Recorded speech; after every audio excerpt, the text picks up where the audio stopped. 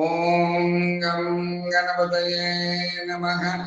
శివాయ గురవే నమః. మనము ఈ 241వ రోజున వేదముతో సమానమైనటువంటి శ్రీ శివమహాపురాణం రుద్ర సంహిత కుమారఖండములో ముందుగా శ్రీ వేదవ్యాస మహర్షి విశ్వ జననీ జనకులకు వారి కుమారుడైనటువంటి ఆ గణనాథులకు ప్రార్థన చేసి ఈ మహాపురాణముల గురించి వర్ణించను అని మనం తెలుసుకుంటున్నాం.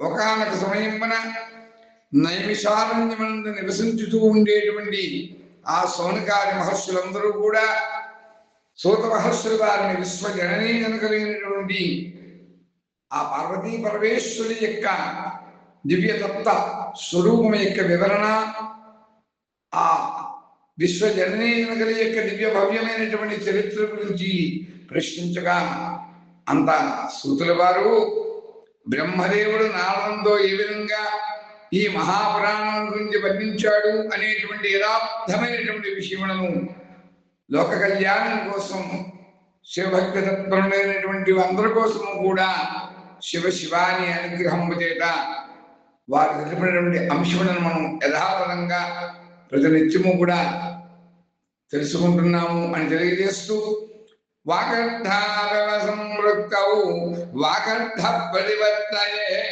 జగత పితరౌ వందే పార్వతీ పరమేశ్వరం.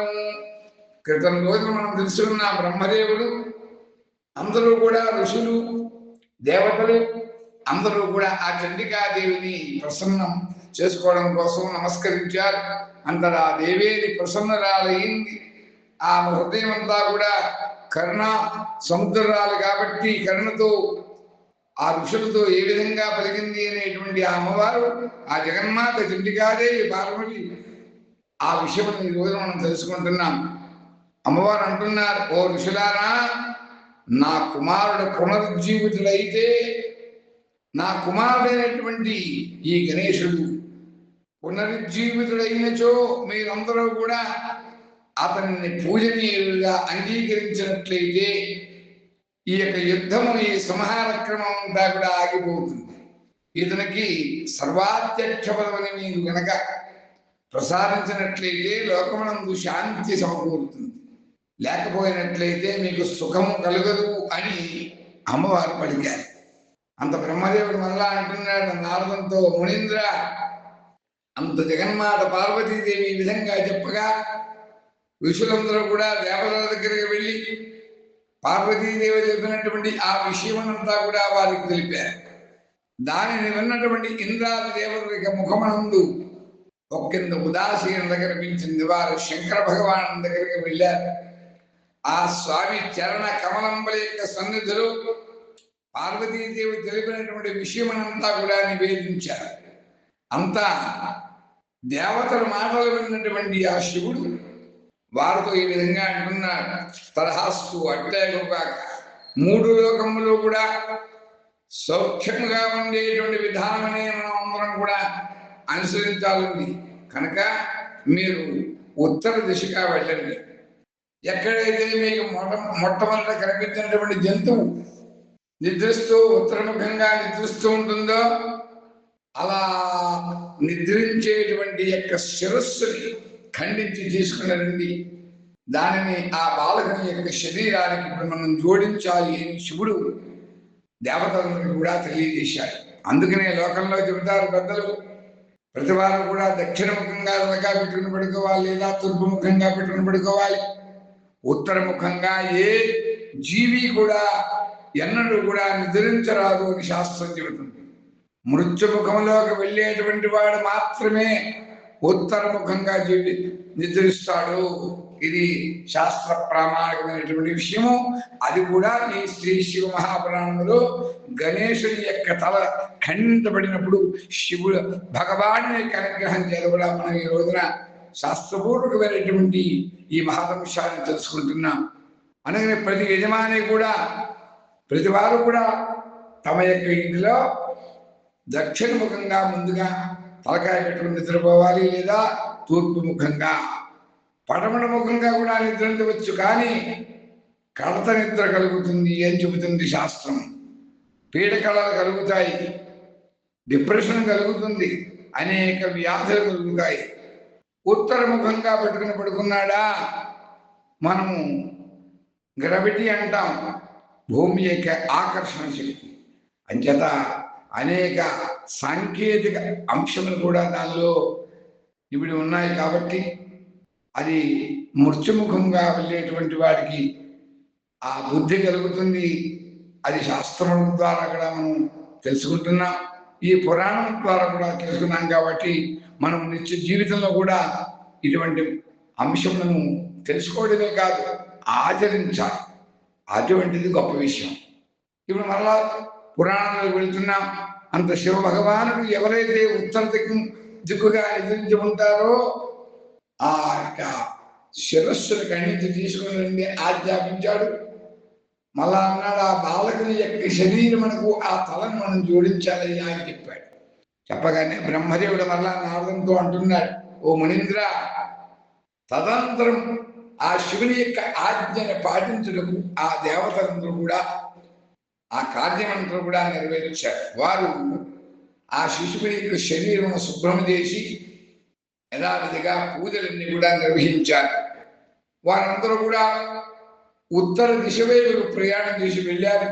వారికి మొదట ఒకే దంతం కలిగినటువంటి ఒక ఏనుగు కనిపించింది. వారు దాని యొక్క తలను తెచ్చి ఆ బాలకుని యొక్క ముండానికి అతికించారు. ఆ తలను బాలకుని యొక్క శరీరములకు జోడించి అందరూ కూడా, ఓ శివదేవ, మేము మా పనిని చేసి పెట్టాము అని చెప్పగా శివుడు మొదలైనటువంటి దేవతలు కూడా నమస్కరించి ఈ వాక్యాన్ని ఆ దేవతలు కూడా తెలియజేశారు.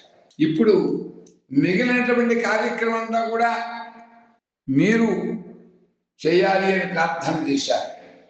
అలా తెలియజేయగా బ్రహ్మదేవుడు నారదంతో అంటున్నాడు, శివాజ్ఞాపాలన సంబంధమైనటువంటి మాటలను విన్నటువంటి దేవతలు ఆ శివగణములు అందరూ కూడా మహదానందమును పొందారు.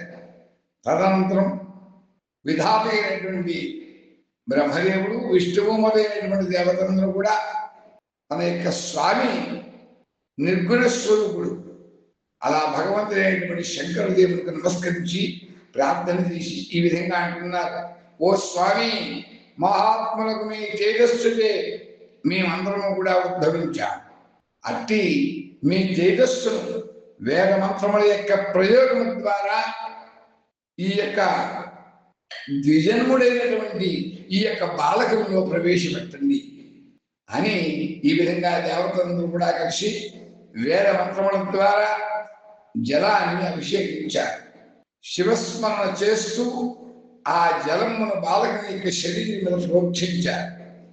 ఆ జలము స్పృశించడంతోనే ఆ బాలకుడు శివేచ్ఛతో శీఘ్రంగా చైతన్యాన్ని పొంది మిక్కిలి చేతనుడి జీవించాడు.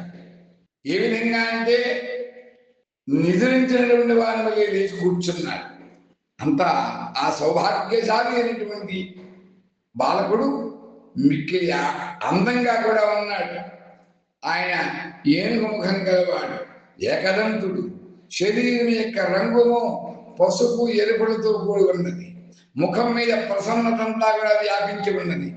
ఆయన యొక్క ఆకారం కమనీయంగా ఉన్నది.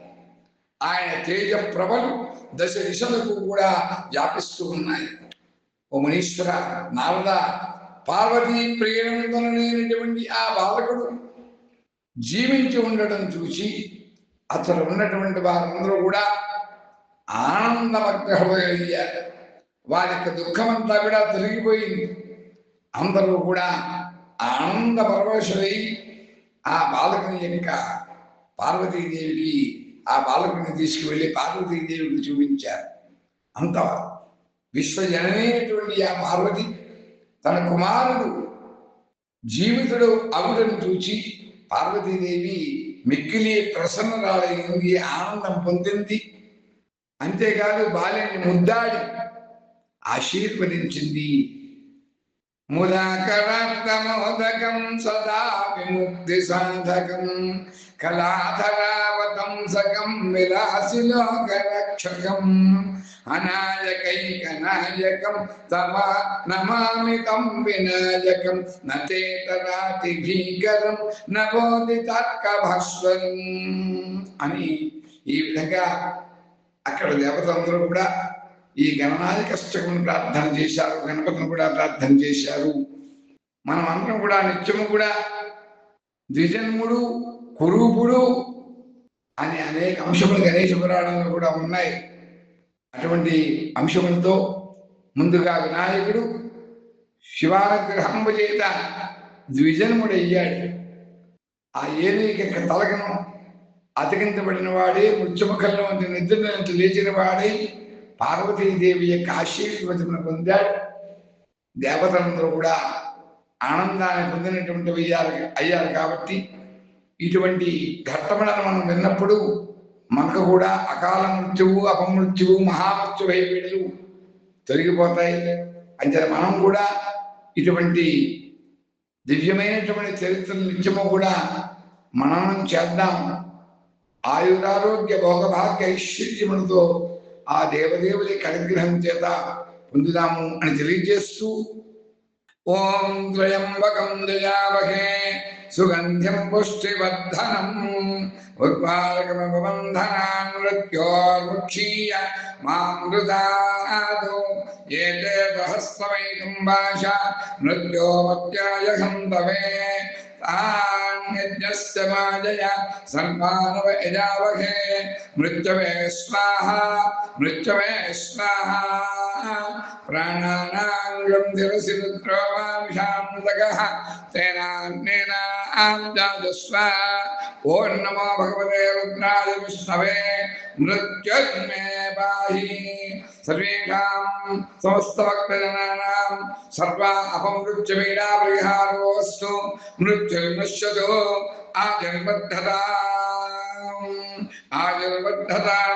ఆయుర్బద్ధతాం సర్వమంగళమాంగళ్యం సర్వపాప ప్రణాశనం చింతాశోకప్రశమనం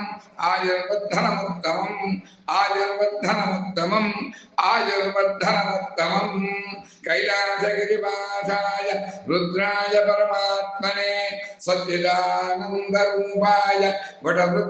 వటవృక్షవృందావనే